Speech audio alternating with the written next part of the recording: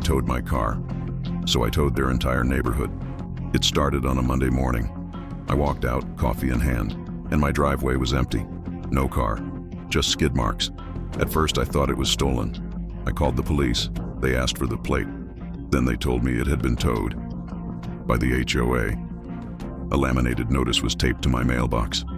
Unauthorized vehicle removed per HOA guidelines. Unauthorized.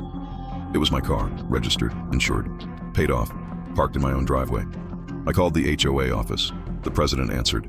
He said my car was unsightly, it lowered community standards, and it needed to be removed. I told him it was a family car. He chuckled. If you want it back, pay the fees. That week was chaos. I walked to work, carried groceries on foot. My kids missed soccer practice. Even my wife had to borrow rides, all because the HOA wanted control. Then came the twist. What the HOA didn't know was that I owned more than my house. The street running in front of the subdivision. That strip of land was deeded to me decades ago.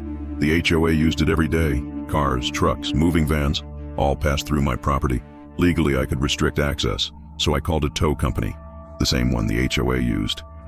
I showed them the deed, and I signed the order. By the next morning, trucks rolled in. One by one, cars disappeared. Visitors' cars, board members' SUVs, even the HOA president's shiny convertible, towed away. Neighbors rushed outside. They shouted. They called the hotline. But this time, the tow company waived the papers. The cars were parked on my land. No permission, no access, no exceptions. By sundown, the neighborhood was in uproar. Dozens of vehicles were locked in the impound lot, fees stacking up by the hour, and the HOA had no answer. The president finally called me. His tone was different. No arrogance, no chuckle, just desperation. He begged me to stop. He offered to return my car. He even promised to pay my fees.